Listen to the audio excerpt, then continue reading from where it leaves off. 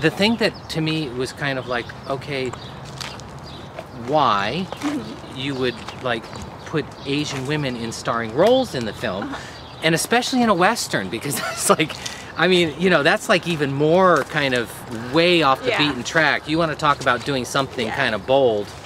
So what's the reason? Why sci-fi? So originally it all started from, I have this Korean friend, she's a great actress, and met her in film school, and I told her, you know, I want to put her in a film, and we both love horses, so I'm like, I want to make a Western, and I want to put you in my film. And unfortunately, you know, there were no Koreans in the Old West, so we're like, we're gonna make you Chinese, and she could do a Chinese accent, so it worked out. Unfortunately, she had to go away to law school in New York, so she couldn't do it. So then I was like, you know, I still liked the idea of having an Asian Western film.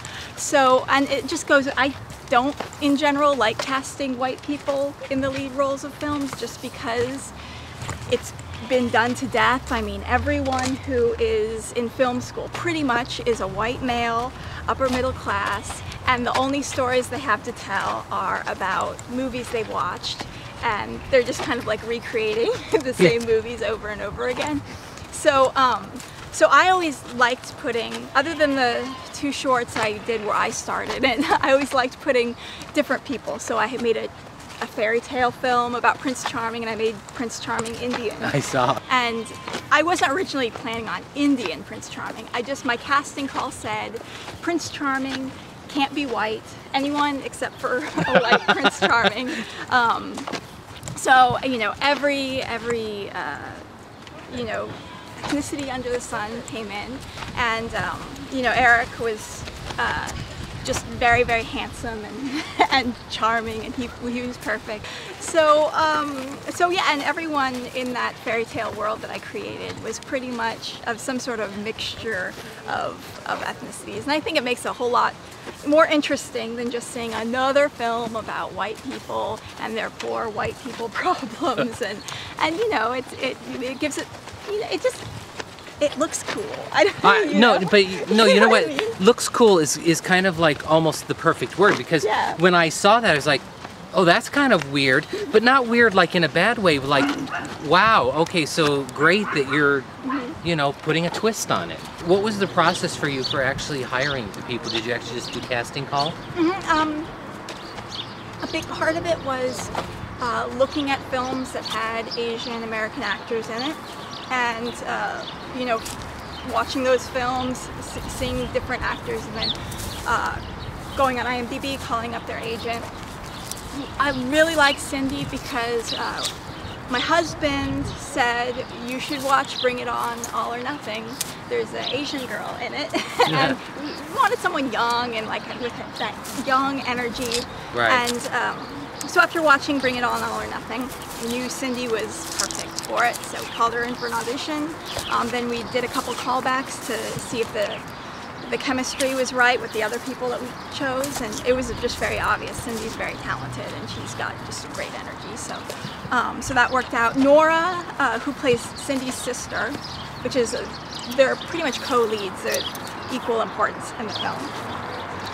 Nora came to another audition that I was doing for another project, and she wasn't right for that part, but I remember her as being just exceptional talent. And so I cast her because I saw her at the other audition. And so that's a lesson to all actors. Just because you don't get the part on one role doesn't mean that you aren't remembered.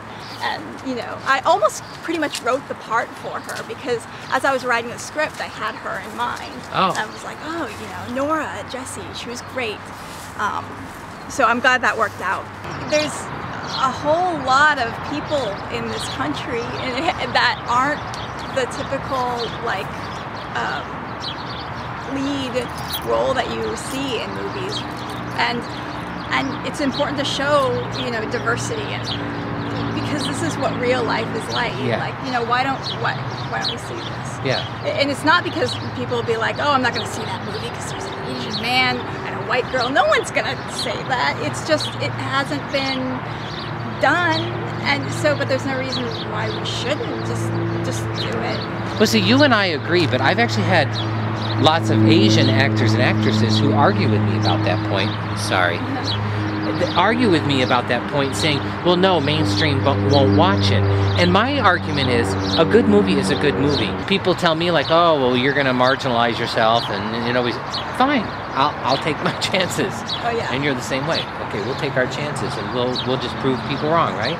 Yeah, I mean, I never made my film thinking it was going to be marketable. You probably should cut that out.